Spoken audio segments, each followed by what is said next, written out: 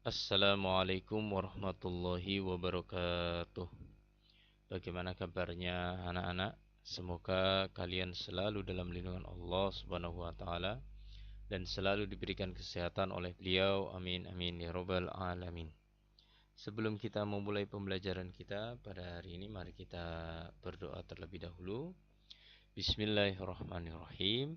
Raditu billahi robba wa bil islami dina wa bi muhammadin nabiyya wa rasula rabbi zidni ilma warzuqni fahma birahmatika ya arhamar rahimin. Pada kesempatan hari ini kita akan melanjutkan materi minggu yang kemarin tentang bab kelima, kedudukan Al-Quran, hadis, dan ijtihad sebagai sumber hukum Islam. Pada minggu yang kemarin kita sudah membahas kedudukan Al-Quran.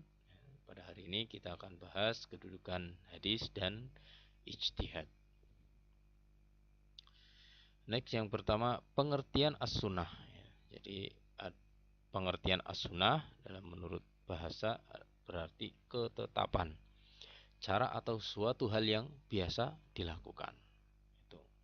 Sedangkan menurut istilah, segala yang disampaikan oleh Rasulullah Shallallahu Alaihi Wasallam baik berupa perkataan, perbuatan, dan pengakuan atau penetapan beliau. Jadi bagian hadis ini, dalam hadis ini terdapat beberapa bagian. Yang pertama adalah sanad. Sanad yakni adalah sekelompok orang atau seseorang yang menyampaikan hadis dari Rasulullah sampai kepada kita sekarang ini. Itu dinamakan sanad. Yang kedua adalah matan, isi atau materi hadis yang disampaikan Rasulullah. Dan yang ketiga adalah rawi, jadi orang yang meriwayatkan hadis. Next, selanjutnya kedudukan as-sunnah. Jadi sebagai sumber hukum Islam, hadis berada satu tingkat di bawah Al-Quran. Artinya jika sebuah perkara hukumnya tidak terdapat di dalam Al-Quran, yang harus dijadikan sandaran berikutnya adalah hadis tersebut. Hal ini sebagaimana firman Allah Subhanahu wa taala, Bismillahirrahmanirrahim.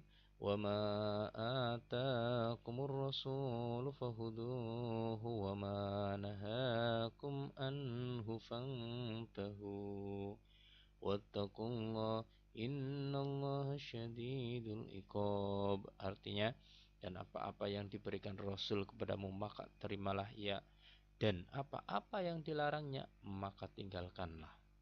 Quran surat Al-Hasyr ayat 7.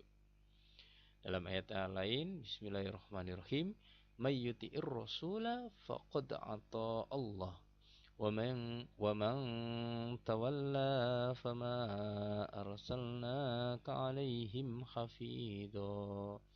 Artinya barang siapa menaati Rasul Muhammad, maka sesungguhnya ia telah menaati Allah Subhanahu wa taala. Dan barang siapa berpaling darinya, maka ketahuilah kami tidak mengutusmu Muhammad untuk menjadi pemelihara mereka. Quran surat An-Nisa ayat 80. Next. Selanjutnya fungsi hadis. Yang pertama itu menjelaskan ayat-ayat Al-Quran yang masih bersifat umum atau mujmal. Contohnya pada ayat Al-Quran yang memerintahkan sholat. Jadi perintah sholat dalam Al-Quran ini masih bersifat umum atau mujmal, sehingga diperjelas dengan hadis-hadis Rasulullah Shallallahu Alaihi Wasallam, baik itu tentang tata cara sholat maupun jumlah bilangan rokaatnya. Hadis, Sallu kama ra'aitumuni usolli. Sholatlah kalian sebagaimana kalian melihat aku sholat. Hadis riwayat Bukhari Muslim. Langsung dicontohkan oleh Rasulullah. Jadi menjadi penjelas. Kita disuruh sholat, bagaimana sholat itu? Bagaimana gerakan-gerakan sholat? Bacaannya itu langsung dicontohkan oleh Rasulullah. Yang kedua, memperkuat pernyataan yang ada dalam Al-Quran. Gitu loh. Seperti dalam Al-Quran terdapat ayat yang menyatakan barang siapa di antara kalian melihat bulan maka berpuasalah. Kemudian ayat ini ya, diperkuat oleh sebuah hadis yang berbunyi sumu li ru'yatihi wa aftiru li ru'yatihi fa in hummi alaikum syahru fa'uddu salasin. Berpuasalah kalian karena melihatnya dan berbukalah kalian karena melihatnya. Jika hilal jika hilal ya, bulan itu tertutup atas pandangan kalian, sempurnakanlah menjadi 30 hari. Hadis muttafaqun alaih. Dan selanjutnya menerangkan maksud dan tujuan ayat yang ada dalam Al-Quran. Seperti contoh pada ayat At-Taubah, Quran Surah At-Taubah ayat 34, orang-orang yang menyimpan emas dan perak kemudian tidak membelanjakannya di jalan Allah, gembiralah, gembirakanlah mereka dengan azab yang pedih. Dalam hadis ya, dijelaskan Allah Subhanahu wa taala tidak mewajibkan zakat kecuali supaya menjadi baik harta-hartamu yang sudah dizakati. Hadis riwayat Baihaqi. Jadi menjelaskan maksud dan tujuan ayat Al-Quran. Next, selanjutnya adalah menetapkan hukum baru yang tidak terdapat dalam Al-Quran. Ya. Jadi maksudnya bahwa jika suatu masalah tidak terdapat hukumnya di dalam Al-Quran, diambil dari hadis yang sesuai. Misalnya bagaimana hukumnya seseorang laki-laki yang menikahi saudara perempuan istrinya. Hal tersebut dijelaskan dalam sebuah hadis. An Abi Hurairah radhiyallahu anhu anna Rasulullah sallallahu alaihi wasallam qala la yajma'u bainal mar'ati wa ammatiha wala bainal mar'ati wa khalatiha. Rawahu Bukhari, yang artinya dari Abu Hurairah radhiyallahu anhu, Rasulullah sallallahu alaihi wasallam bersabda, dilarang seseorang mengumpulkan, mengawini secara bersama seorang perempuan dengan saudara dari ayahnya serta seorang perempuan dari saudara perempuan ibunya. Itu hadis riwayat Bukhari. Next, selanjutnya macam-macam hadis ini. Yang pertama ada hadis mutawatir, ya, hadis yang diriwayatkan oleh banyak perawi, baik dari kalangan sahabat maupun generasi sesudahnya, dan dipastikan di antara mereka tidak bersepakat dusta. Yang kedua, hadis masyhur, hadis yang diriwayatkan oleh 2 orang sahabat atau lebih, yang tidak mencapai derajat mutawatir. Namun setelah itu tersebar dan diriwayatkan oleh sekian banyak tabi'in sehingga tidak mungkin bersepakat dusta.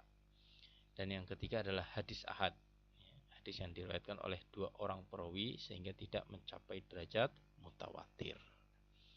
Next, selanjutnya kualitas hadis dilihat dari perawinya, dibagi menjadi 4 bagian. Yang pertama ada hadis sahih, hadis sahih yang diriwayatkan oleh perawi yang adil, kuat hafalannya, tajam penelitiannya, sanadnya bersambung kepada Rasulullah, tidak tercela dan tidak bertentangan dengan riwayat orang yang lebih terpercaya. Hadis ini dijadikan sebagai sumber hukum dalam beribadah, dalam berhujjah. Yang kedua, hadis hasan, hadis yang diriwayatkan oleh perawi yang adil tetapi kurang kuat hafalannya, sanadnya bersambung, tidak cacat dan tidak bertentangan, sama seperti hadis sahih. Hadis ini dijadikan sebagai landasan mengerjakan amal ibadah. Dan yang ketiga adalah hadis dhaif, hadis yang tidak memenuhi kualitas hadis sahih dan hadis hasan. Para ulama mengatakan bahwa hadis ini tidak dapat dijadikan sebagai hujjah atau landasan mengerjakan amal ibadah, tetapi dapat dijadikan sebagai motivasi dalam beribadah. Dan yang terakhir adalah hadis maudhu, hadis yang bukan bersumber kepada Rasulullah atau hadis palsu. Dikatakan hadis ini ya, padahal sama sekali bukan hadis.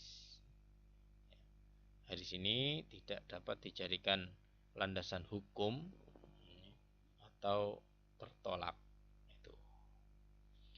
Next, selanjutnya pengertian ijtihad. Menurut bahasa, ya, ijtihad berasal dari lafaz ijtihada yang artinya mencurahkan tenaga dan pikiran atau bekerja semaksimal mungkin. Secara istilah adalah mencurahkan segala kemampuan berpikir untuk mengeluarkan hukum syar'i dari dalil-dalil syara' yaitu Al-Quran dan hadis. Itu. Nah, dalilnya Bismillahirrahmanirrahim. Ya ayyuhalladzina amanu atiiullaha wa atiiur rasul wa ulil amri minkum fa in tanaza'tum fi syai'in farudduhu ilallah wa rasul in kuntum tu'minuna billahi wal yawmil akhir dzalika khairu wa ahsanu ta'wila. Artinya, hai orang-orang yang beriman, taatilah Allah dan taatilah Rasulnya dan ulil amri di antara kamu. Kemudian jika kamu berlainan pendapat tentang sesuatu, maka kembalikanlah ia kepada Allah, kepada Al-Quran dan Rasul sunnahnya. Tuh, ya. Tuh dalilnya. Next, selanjutnya kedudukan ijtihad, ya. Kedudukan hasil ijtihad tidak sama dengan kedudukan Al-Quran dan As-Sunnah. Kedudukan Al-Quran dan As-Sunnah ini bersifat qat'i. Artinya kebenarannya pasti dan mengikat, ya, kepada semua umat Islam untuk mengikutinya. Sedangkan kebenaran hasil ijtihad ini bersifat dhoni atau tentatif, artinya tidak ada jaminan terhadap kebenaran hasil ijtihad secara mutlak. Next, selanjutnya syarat orang yang berijtihad. Yang pertama, memiliki pengetahuan yang luas dan mendalam, memiliki pemahaman yang mendalam tentang bahasa Arab, tafsir, usul fikih, dan tarikh, memahami cara merumuskan hukum, memiliki keluhuran akhlak mulia. Itu syaratnya. Selanjutnya bentuk ijtihad. Yang pertama ada ijma. Jadi kesepakatan para ulama ahli ijtihad dalam memutuskan suatu perkara atau hukum. Yang kedua qiyas, ya, menyamakan masalah baru yang tidak terdapat dalam Al-Quran atau hadis karena sifat dan karakternya. Yang ketiga adalah maslahah mursahah, ya, penetapan hukum yang menitik beratkan pada kemanfaatan suatu perbuatan dan tujuan hakiki universal terhadap syariat Islam. Selanjutnya adalah 3 kategori keberadaan umat Islam terhadap hasil ijtihad.